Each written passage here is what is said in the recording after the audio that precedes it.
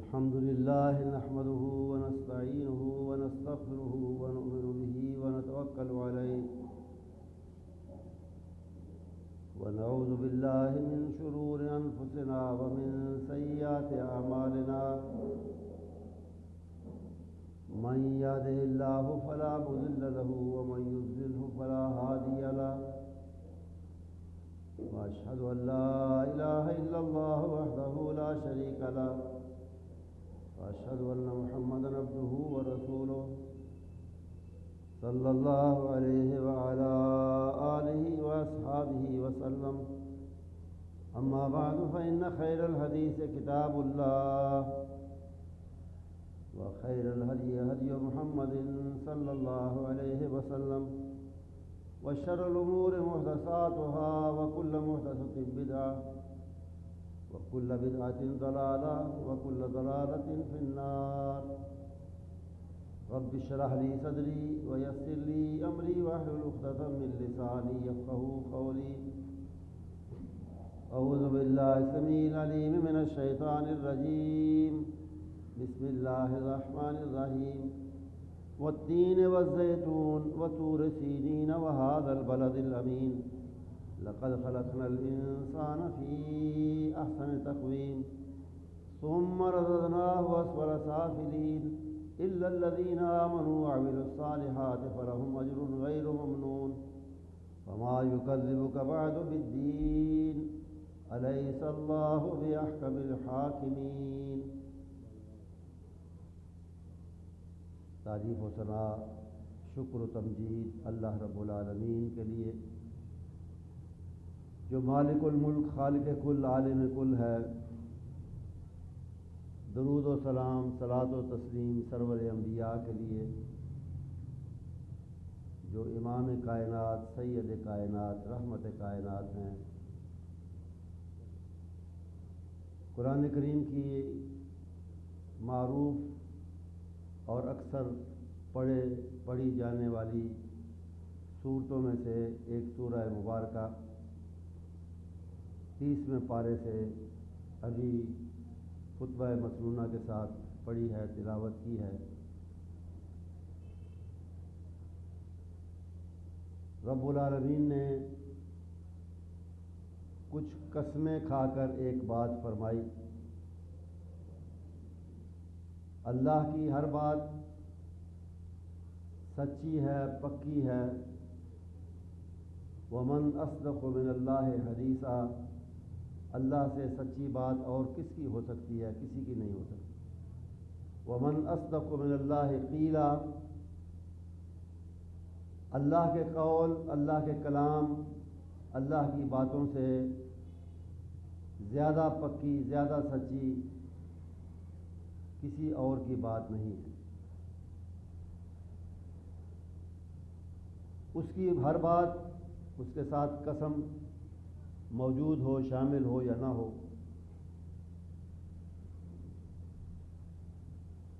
وہ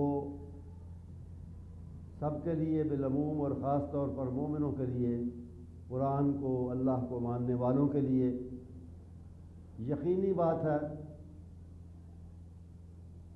لیکن قسم جب آ جائے تو اس کا مطلب یہ ہے کہ یہ بات اللہ زور دے کر تاکید کے ساتھ اچھی طرح ذہنوں میں، دلوں میں اتارنے کے لیے فرما رہا ہے. تو قسمیں کیا ہیں؟ بظاہر کچھ چیزوں کی ہیں، لیکن ان کی بڑی حکمت ہے. ان کے پیچھے بڑے معانی اور مطالب چھپے ہوئے. قسم ہے تین کی اور زیتون کی اور اس امن و امان والے شہر مکہ معظمہ کی، اور طور کی بھی قسم ہے. تین کیا ہے؟ انجیل، جس کو ہم کہتے ہیں انجیل، اور زیتون جانتے ہیں، زیتون کو زیتون ہی ہماری زبان میں کہا جاتا ہے. تو ان کا معنی کیا، مطلب کیا؟ تین اور زیتون کیا، کون سی ایسی چیزیں ہیں کہ ان کی قسم کھائے اور اللہ کھائے؟ علماء نے کہا، مفسرین نے کہا کہ یہ تو علامتیں ہیں، ظاہری نشانیاں ہیں کچھ جگہوں کی اور کچھ لوگوں کی۔ تینوں زیتون دنیا کے مختلف علاقے میں انجیر اور زیتون ہوتے ہیں، اسپین میں بھی بہت ہیں، وہاں میں گیا بھی، دیکھا قطاروں کی قطاریں، سفر کر رہے ہوں تو سڑک کے ساتھ قطاروں کی قطاریں اور بے شمار ان گنت درخت جو ہیں وہ زیتون کے لگے ہوئے۔ لیکن زیتون کا اور انجیر کا اصل علاقہ، زرخیز علاقہ جس میں یہ چیزیں ہوتی ہیں، وہ فلسطین اور شام کا علاقہ ہے۔ فلسطین میں کئی شخصیتیں پیدا ہوئیں، پیغمبر بھی، رسول بھی پیدا ہوئے، لیکن یہاں علماء کی تحقیق اور ان کے کہنے کے مطابق اشارہ ہے حضرت عیسیٰ علیہ السلام کی جائے پیدائش کا اور عیسیٰ علیہ السلام کی شخصیت کا۔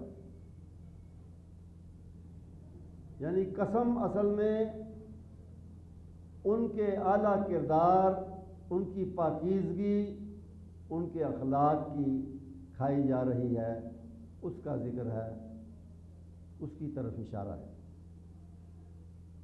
اور طور سینین ظاہر ہے کہ موسیٰ علیہ السلام کی بات ہے، موسیٰ علیہ السلام کی طرف یہ اشارہ ہے، طور کا، طور پہاڑ کا۔ وَهَذَا الْبَلَدِ الْأَمِينَ، اور یہ شہر امن، یہ شہر امن و امان جس کو لوگ مکہ معظمہ کے نام سے جانتے ہیں، وہ واضح اس کا نام لیا، اور یہ اشارہ ہے اور یہ علامت ہے، بیان ہے رسول اکرم صلی اللہ علیہ وسلم کی شخصیت گرامی کا، آپ کی ذات والا صفات۔ اور کہا یہ جا رہا ہے بظاہر کہ انسانیت کے اعلیٰ نمونے ہیں یہ، ان کی طرف دیکھو، ان کی نقل کرو، بالکل ان جیسے نہیں تو ان جیسا کچھ نہ کچھ بننے کی کوشش کرو۔ آگے دیکھیں نا مضمون کیا ہے، لقد خلقنا الانسان فی احسن تقویم ثم رددناہ اسفل سافلین۔ ہم نے انسان کی تخلیق، اس کی پیدائش، اس کی بناوٹ بہترین طریقے سے، بہترین انداز میں، سب سے اچھی مخلوق میں بناوٹ جو بنائی ہے، تخلیق جو کی ہے، وہ انسان کی ہے، جو اپنے پاؤں پر کھڑا، دو پاؤں پر کھڑا، اور دوسرے پوسچر جو چاہے اختیار کرے، باقی چوپائے ہیں، چار ٹانگوں پہ چلتے ہیں، ایسے سیدھا وقار کے ساتھ ان میں کھڑے ہونے والا کون ہے؟ وہ انسان ہے۔ ویسے بھی اس کا چہرہ مورا، اس کے باقی اعضاء، ان کی بناوٹ، ان کی تخلیق باقی مخلوق سے مختلف بھی ہے، ان سے اچھی بھی ہے، ان سے بہتر بھی ہے۔ وَلَقَدْ كَرَّمْنَا بَنِي آدم، ہم نے آدم کے بیٹوں اور آدم کی بیٹیوں، انسانوں کو، انسان کو خاص تکریم، خاص عزت، خاص مقام، خاص درجہ، خاص جگہ پوری مخلوق میں سے عطا کی ہے۔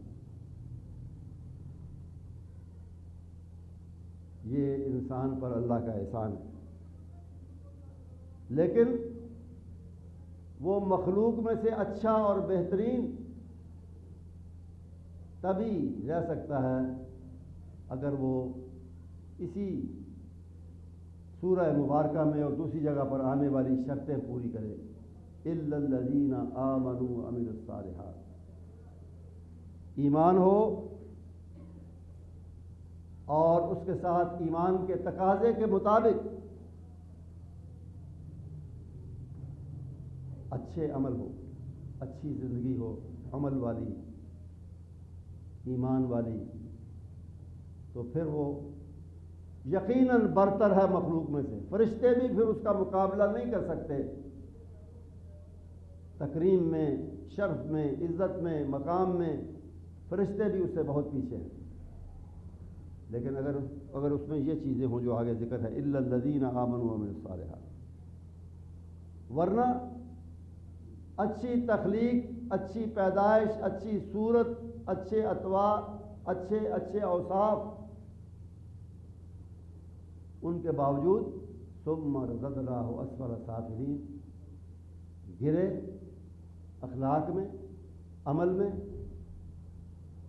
طور اتوار میں، کردار میں اگر گرے تو پھر اس کی پستی کی بھی کوئی انتہا نہیں ہوتی. پستیوں کی انتہا کو جو جا چھوتا ہے، پھر پستیوں کی انتہائی گہرائی میں گر جاتا ہے. پستیوں سے بچنے کے لیے الا الذین آمنوا وعملوا الصالحات، ایمان اور عمل صالح کا نسخہ ہے. اور اسلام نے، ہمارے ایمان نے، ہمارے دین نے تو اصلاح کے بہت نسخے دیے ہیں. عقیدہ توحید، عقیدہ قیامت، جزا و سزا، موت کے بعد کی زندگی، جنت جہنم، یہ سب ان کا ذکر کیوں ہے؟ ان کی بار بار یاد دہانی، بار بار ان کی تذکیر قرآن پاک میں، حدیث میں کیوں ہے؟ تاکہ ہم ایک اللہ کو مان کے اس سے ڈریں بھی، اس کا تقویٰ بھی ہمارے دلوں میں ہو، اور قیامت کی جواب دہی کو بھی یاد رکھیں. یہی وہ چیزیں ہیں کہ اگر ان کو صحیح معنوں میں مانا جائے، دل اور دماغ میں اتارا جائے ان عقیدوں کو، ان چیزوں کو، تو پھر یقیناً آدمی کے عمل کی اصلاح ہوتی ہے، اس میں بہتری آتی ہے کہ میں نے جانا ہے، ایک اللہ کے سامنے پیش ہونا ہے، اپنے اعمال کی جواب دہی کرنی ہے، مجھ سے پوچھا جانا ہے. یہ چیزیں اگر دل و دماغ کا حصہ بن جائیں، واقعی ان کو ہم سچ اور حق تسلیم کر کے ان کے مطابق چلیں، تو پھر خرابی کے چانس، خرابی کے موقع یا خرابی کے امکانات اگر کلی طور پہ ختم نہیں ہوتے تو کم اور بہت کم ضرور ہو جاتے ہیں. لیکن عملی طور پر کیا ہے؟ جن لوگوں نے صحابہ سے لے کر آگے جو مختلف نسلیں ہمارے اسلاف کی تھیں،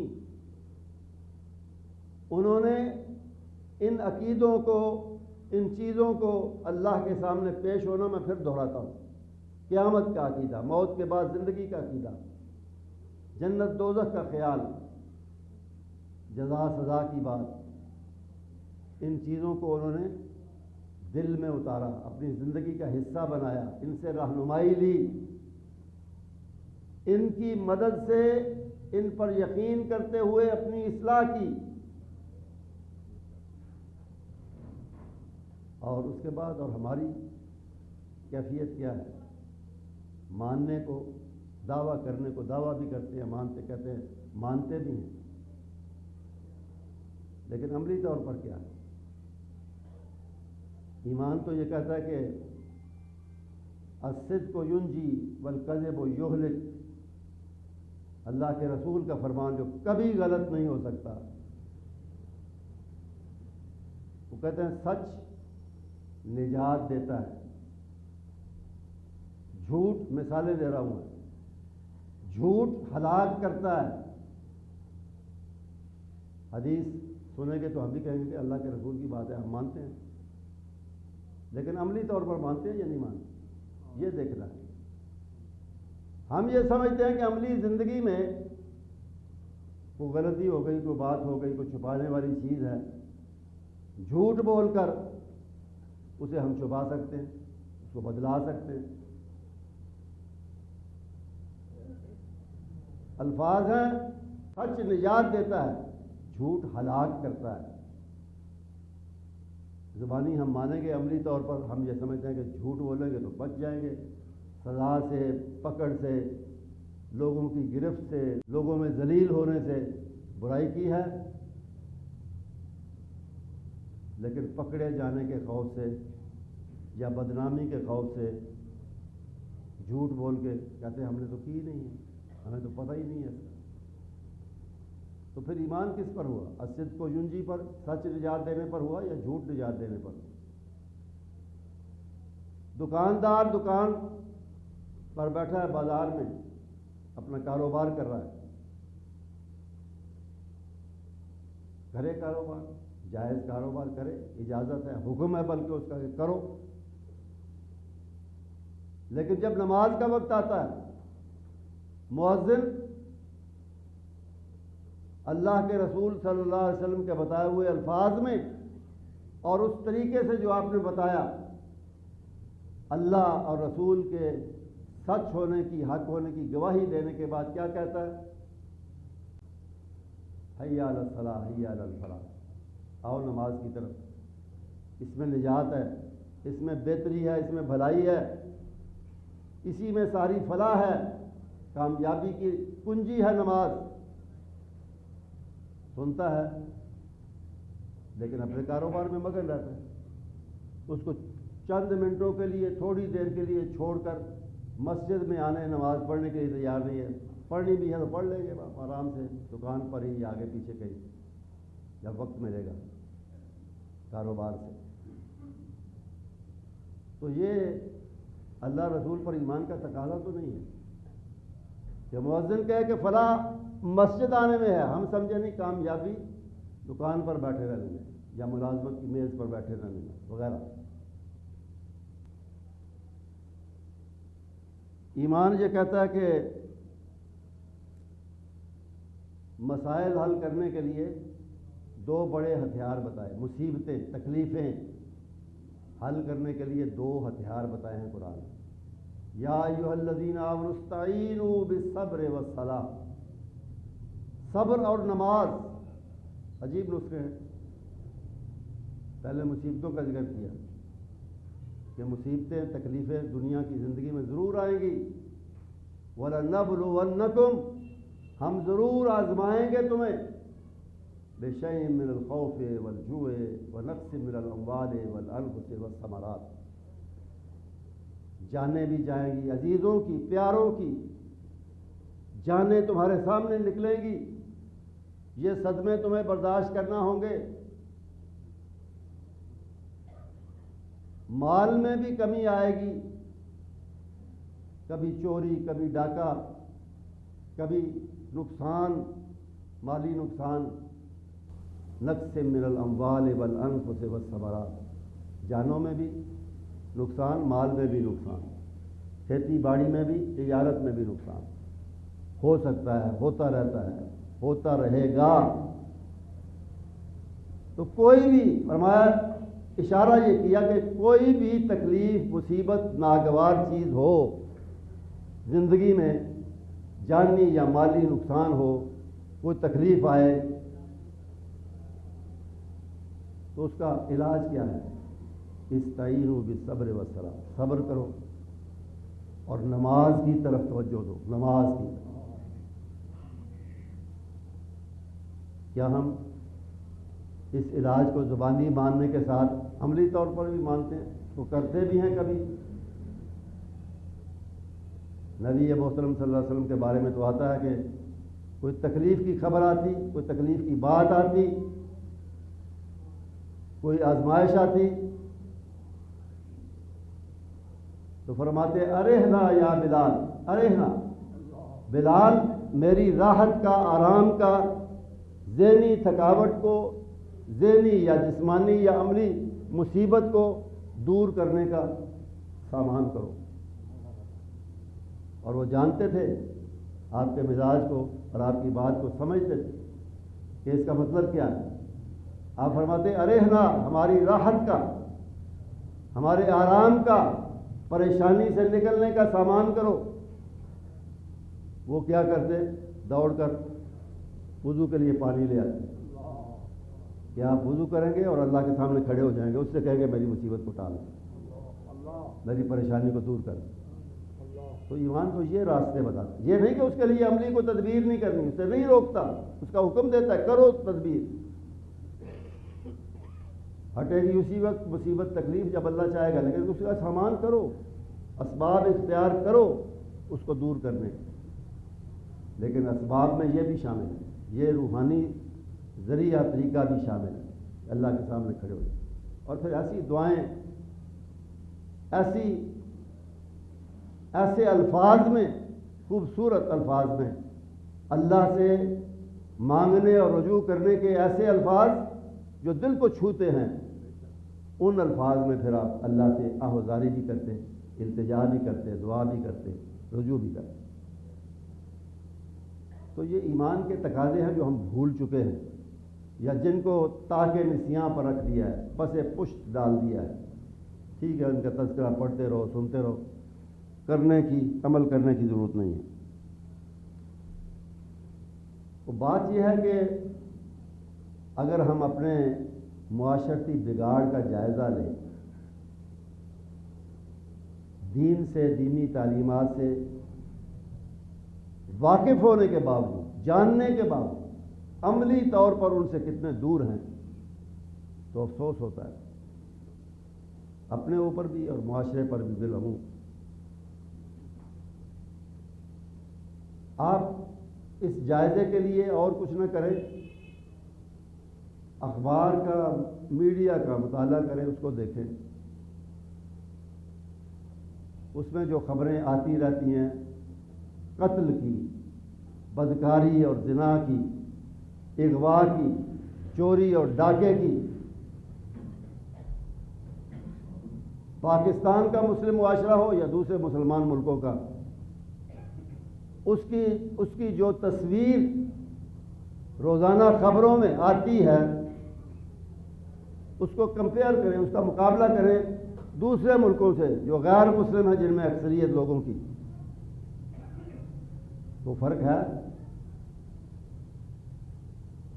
وہ تو اس بات کو نہیں مانتے کہ قتل اور چوری اور ڈاکہ اور بدکاری یہ کوئی بہت بری بات ہے، معمولی صرف اس حد تک کہ معاشرے میں فساد اور بگاڑ نہ پھیلے، ورنہ ذاتی طور پر آدمی جو کچھ کرتا رہے وہ کہتا ہے ٹھیک ہے، اس کا حق ہے، اس کی آزادی ہے۔ لیکن مسلمان معاشرے میں تو ایسا نہیں ہونا چاہیے۔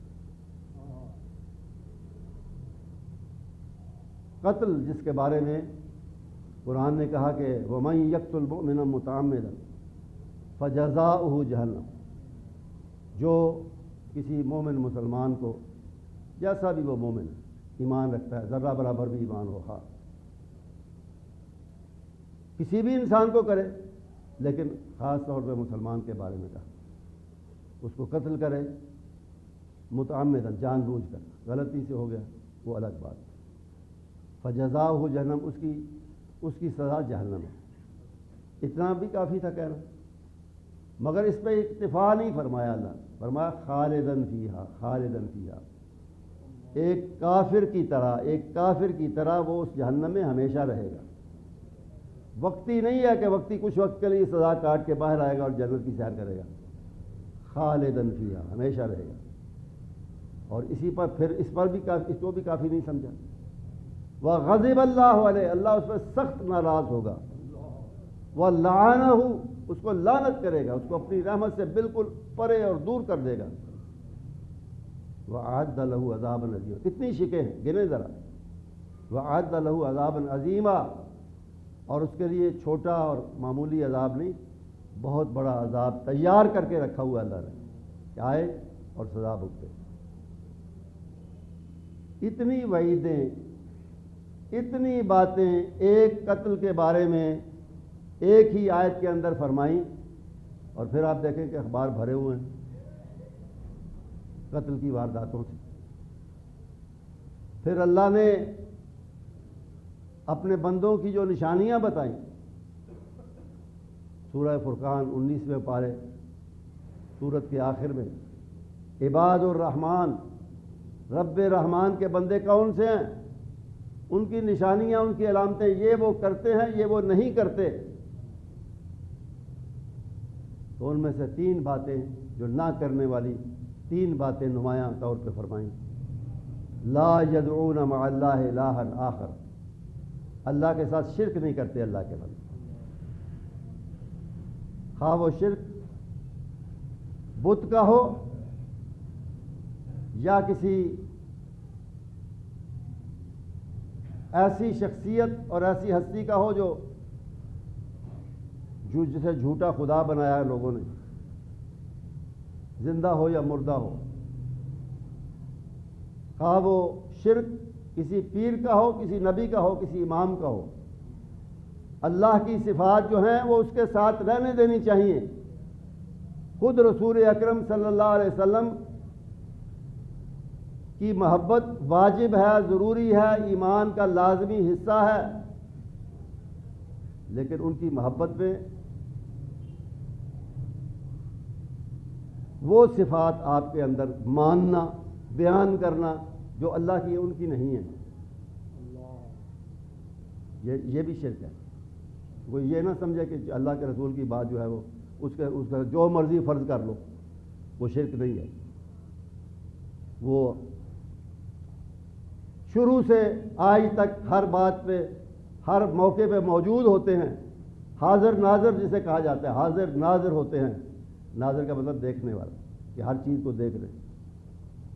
اور دلیلیں اس کے لیے کس طرح کی دی جاتی ہیں؟ الم تری کیف فعل ربک باصحاب الفیل، کیا آپ نے نہیں دیکھا کہ ہاتھی والوں سے جو ہاتھی لے کے آئے تھے کعبے پر چڑھ دوڑنے کے لیے، ان کے ساتھ اللہ نے کیا کیا، کس طرح ان کو چڑیوں سے یا ابابیلوں سے برباد کیا؟ آپ نے نہیں دیکھا؟ بس اس لفظ کو پکڑ لیا کہ الم تری، نہیں دیکھا یعنی آپ دیکھ رہے تھے اس وقت۔ تو قرآن میں تو یہ بھی ہے، سورہ ملک کا شروع دیکھیں، الم تروا کیف خلق اللہ سبع سماوات طباقا، لوگوں تم نے نہیں دیکھا کہ اللہ نے آسمانوں کو تہہ در تہہ کس طرح بنایا ہے؟ تو اس کا مطلب یہ ہوگا سارے لوگ جو یہ آیت سن رہے ہیں، پڑھ رہے ہیں، الم تروا تم نے نہیں دیکھا، وہی الم ترا ہے نا، الم ترا ایک کے لیے، الم تروا زیادہ لوگوں کے لیے۔ تو قرآن میں خود اس کا جواب موجود ہے۔ اس کا مطلب یہ ہے کہ سب لوگ موجود تھے جب اللہ تعالیٰ آسمان بنا رہا تھا اور تہہ در تہہ ان کو پھیلا رہا تھا، تو سب لوگ ہم دیکھ رہے تھے، آپ دیکھ رہے تھے، سب دیکھ رہے تھے، پہلی نسلیں دیکھ رہی تھی، اگلی نسلیں آنے والی دیکھ رہی تھی۔ یہ تو مطلب نہیں ہے اس کا، یہ تو عقل کے خلاف ہے، یہ تو سوچ کے خلاف ہے، سب لوگ تو نہیں تھے۔ تو الم ترا یا الم تروا کا مطلب ہے کہ تو آپ نے نہیں دیکھا کا مطلب کہ نہیں غور نہیں کیا، اس بات پہ غور نہیں کیا، اس بات کی طرف توجہ نہیں کی، یہ مطلب ہے۔ اور مطلب کرنا چاہیے ویسے بھی باقی احادیث کو، باقی آیتوں کو دیکھ کر کرنا چاہیے۔ جب اللہ نے فرما دیا قل لا یعلم من فی السماوات والارض الغیب الا اللہ، چھپی ہوئی چیزوں کو زمین و آسمان میں کوئی نہیں جانتا، من فی السماوات، جو کوئی زمین آسمان میں فرشتے ہوں یا کوئی اور ہو، یا جو زمین میں نہیں جانتے، اللہ ہی جانتا ہے اور کوئی نہیں جانتا۔ جب واضح آیتیں موجود ہیں، حدیثیں موجود ہیں، واقعات موجود ہیں کہ رسول اللہ صلی اللہ علیہ وسلم سمیت پیغمبروں کو، رسولوں کو ہر بات کا علم نہیں ہوتا تھا، جو اللہ بتاتا تھا وہی پتہ ہوتا تھا۔ آپ نے تو ہمیشہ کہا اس وقت جب کہ معجزے آپ کے دیکھ کے لوگ حیران ہوتے تھے، اس وقت بھی آپ اللہ کی طرف انہیں توجہ دلاتے تھے۔ وہ ہے نا کہ سفر میں پانی ختم ہوا، آپ نے کہا تھوڑا سا بھی ہے اگر تو لے آؤ، اسی میں برکت ہو جائے گی۔ تو ایک پیالے میں پانی آیا کہ جی بس یہی ملا پورے قافلے میں سے۔ آپ نے کہا کوئی بات نہیں، اسی کو لاؤ۔ کیا کیا اس کے اندر؟ اپنی مبارک مقدس برکت والی بابرکت انگلیاں آپ نے ڈالی، اور پھر کیا ہوا؟ دیکھنے والے نے کہا کہ رأیت الماء ينبع من تحت اصابعه، میں نے اپنی آنکھوں سے دیکھا کہ آپ کی انگلیوں کے اندر سے پانی چشموں کی طرح، نہروں کی طرح پھوٹ کر تیزی سے بہہ رہا تھا انگلیوں کے اندر سے۔ اور آپ نے کہا برتن لاؤ، اپنے چھوٹے بڑے برتن جو قافلے میں تھے وہ لائے۔ آپ نے کہا تھوڑا سا الٹا کے اسی پیالے کو اس سے بھرتے جاؤ۔ بھرتے گئے 300 کے قریب ساتھی تھے آپ کے اس سفر میں، سب سیراب ہوئے، سب نے پیا بھی، استعمال بھی کیا، وضو وغیرہ کے لیے رکھ بھی لیا۔ لیکن ہوا کیا اس کے بعد؟ اب لوگ حیرانی سے دیکھ رہے ہیں کہ یہ کیا شخصیت ہے، کیا چیز ہے، انگلیوں سے پانی کس طرح نکل رہا ہے۔ آپ نے کیا فرمایا؟ آپ نے کہا اللہ اکبر، میری طرف نہ دیکھو، اس بڑے کی طرف دیکھو، اللہ اکبر۔ اور صرف یہی اتنا نہیں، آگے فرمایا اشہد، میں گواہی دیتا ہوں، میں اقرار کرتا ہوں کہ انی عبد اللہ و رسولہ، کہ میں اللہ کا بندہ پہلے ہوں، اس کا رسول بعد میں۔ تو مسئلہ یہ ہے کہ انسان احسن تقویم میں بہترین انداز میں پیدا کیا گیا، لیکن بہترین بننے اور رہنے کے لیے اسے دو چیزوں کی طرف توجہ دینی ہے، آمنوا وعملوا الصالحات۔ اور اگر وہ نہیں کرتا تو پھر وہ شرافت، وہ کرم، وہ مقام، وہ عزت جو پوری مخلوق میں اس کو اللہ نے دی ہے، پھر اس سے نیچے گرے گا اور اسفل سافلین، یعنی بدترین گہرائیوں اور پستیوں تک پہنچے گا، اور پھر ان پستیوں کا انجام جہنم کی پستیاں ہوں گی، پھر ان پستیوں میں گرے گا، پہلے دنیا میں پستیوں کے اندر اور اس کے بعد جہنم کی پستیوں۔ تو یہ مجھے لگتا ہے کہ اگلے جمعے بھی اسی موضوع کو تھوڑا آگے چلانا پڑے گا انشاءاللہ۔ اللہ تعالی ہمیں اچھا انسان، اچھا مسلمان اور ایمان کے ساتھ اچھا عمل کرنے والا بنائے۔ وآخر دعوانا الحمدللہ رب العالمین۔